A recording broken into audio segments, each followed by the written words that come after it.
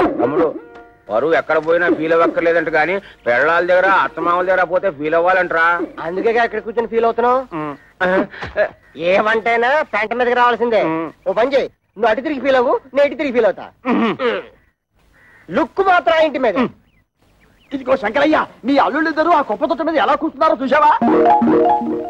లక్షలున్నా లక్షణాలు మారకపోవడం అంటే ఇదే. ఇదిగో వాళ్ళిద్దరూ కలిసి నీ పరువు తీయడానికి ఏదో పథకం వేశారని నాకు డౌట్. నమస్కారం. నమస్కారం. నమస్కారం. అల్లుడు, మామయ్య, నీ తోడళ్ళు ఇద్దరు ఆ కుప్పతోటి దగ్గర కూర్చున్నారు. నువ్వు వెళ్ళి వాళ్ళకి కాస్త నచ్చ చెప్పు. నా కుటుంబ సభ్యులందరూ కాదన్నా కూడా మీకు మా అమ్మాయిల నుంచి ఎందుకు పెళ్లి చేశానో వాళ్ళకి అర్థమయ్యేలా చెప్పు. మీరేం కంగారు పడకండి మావయ్య, వాళ్ళని నేను దారిలో పెడతారుగా.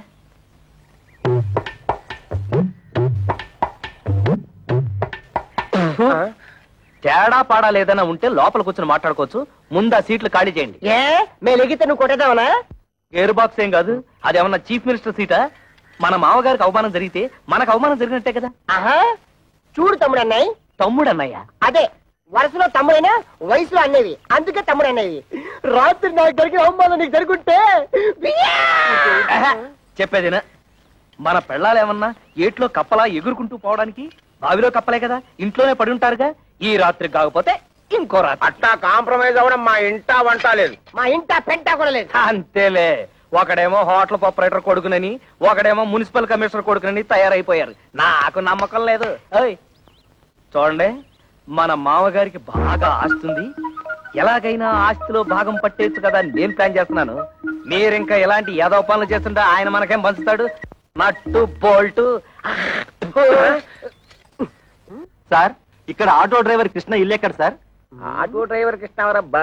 అదేనండి, మొన్నే పెళ్ళైందని విన్నాను. శంకరయ్య అల్లుడు. ఆయనతో మీకేం పని సార్? అతను తోలే ఆటోకి ఓనర్ నేనే. అంటే వారికి సొంత ఆటో కూడా లేదన్నమాట? లేదండి, నా దాంట్లో ఒకటి అద్దెకిచ్చాను. పెళ్లి పేరుతో కనబడడం మానేశాడు, అందుకని. ఇదిగో అక్కడ బట్టాల భర్త ఒక అమ్మాయి, ఆవిడే ఆటో డ్రైవర్ కృష్ణ గారి భార్య. ఆవిడని అడిగితే ఆటోగ్రఫీ అంతా చెప్తుంది. అలాగే మీ దగ్గర ఎంతకాలం నుంచి వాళ్ళు ఆటో నడుపుతాడో ఆ విషయం కూడా ఆటో చెప్పాలి. అంటే వెళ్ళండి. అదే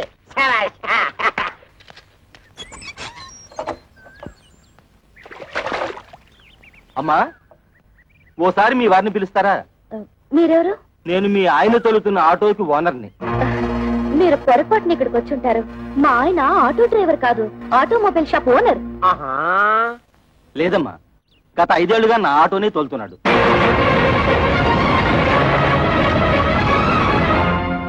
నిజంగా ఆయన ఆటో డ్రైవరా? అవునమ్మా, ఆయన ఎప్పుడు పనిలోకి వస్తారా అని అడగడానికి వచ్చాను. ఆయన రాగానే మా ఇంటికి ఒకసారి రమ్మని చెప్పండి.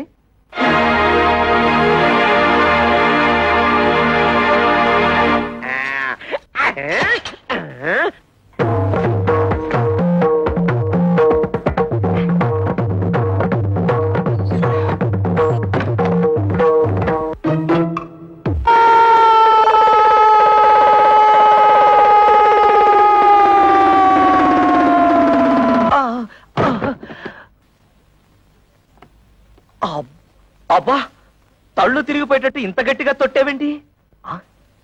తొట్టావా? తవిత, తవిత, తవిత. అదేమిటి తా పలకడానికి? తా తోపంతో తొట్టావుగా, తా పోయింది. అందుతే తా బదులు తా పలుకుతోంది. తరాటే దెబ్బ.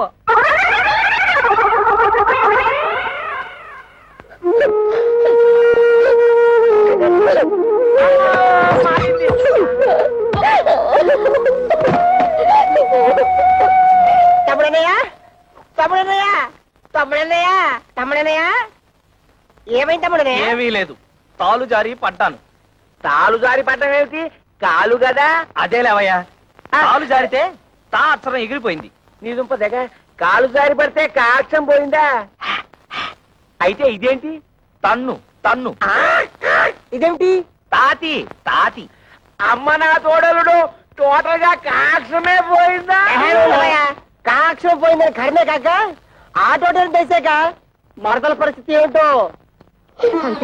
మీ నాన్నగారి సంగతి తెలిసిందే కదమ్మా, ఇప్పుడు బాధపడి ఏం లాభం? నాతో ఎవరు మాట్లాడద్దు, నన్ను ఒంటరిగా ఉండనివ్వండి. కవిత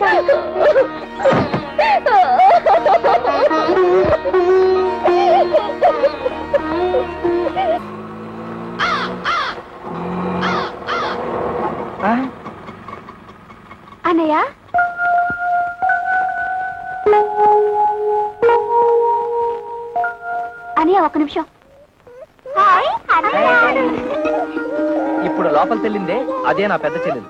దాని మొగుడితో గొడవపడి పుట్టింటికి వచ్చేసింది. ఇది దాని తూతురే. అదేమో చిన్న చెల్లెలు, వీడేమో నా తమ్ముడు. ఆ ఇంటర్వ్యూలో ఇవన్నీ నువ్వు అడగలేదు కదా, అందుకే నేను చెప్పలేదు. ఆగాగు, కోడల పిల్లకి హారతి నేను ఇస్తాను, ఇవ్వమ్మా. అబ్బా ఉంటున్నా, ఇవన్నీ ఆడవాళ్ళు చేసే పనులు నీకెందుకు? పట్టుతో. నేను లేనప్పుడు చూసి నా బట్టలు నువ్వేస్తుంటావా? ఈయనే మా నాన్న.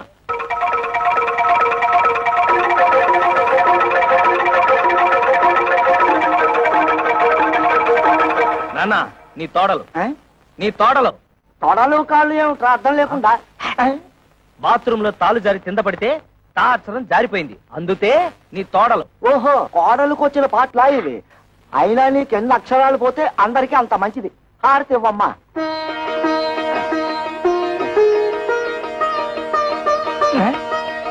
ఆటోలో పెట్టెలు బిందె ఉన్నాయి, తీసుకురా.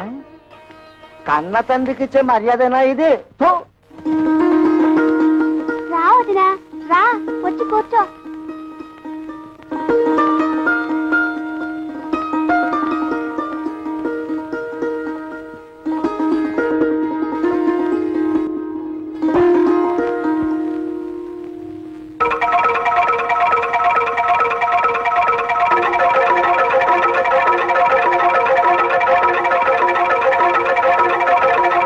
అబ్బే ఏం లేదు, మా నాన్న పచ్చి దొంగ, అందుకే కిరసనాయిల డబ్బాతో సహా తాళాలు వేసేశాను. ఈ తాళాలు గుర్తి అదే. ఇదిగో ముందే చెప్తున్నాను, ఎవరు ముట్టుకోకూడదు. ముట్టుకోకూడదు, అది పిల్లలు తినకూడదు. అదమ్మా,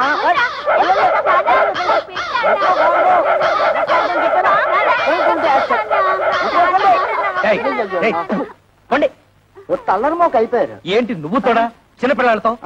అడిగినవన్నీ ఇప్పించావని పోరా. ఏంటి ఇప్పించేది నీతు?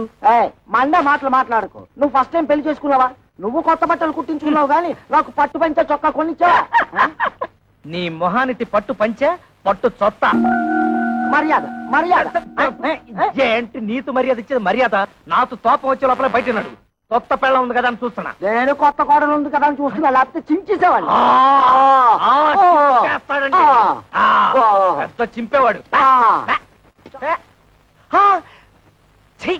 సిగ్గులేని జన్మ.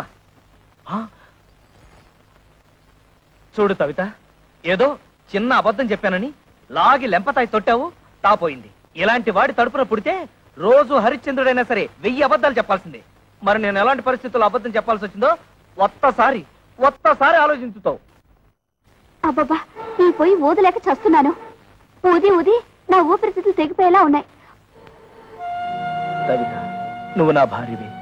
నీ దగ్గర నా మనసు విప్పి చెప్పుకోవడంలో తప్పులేదు.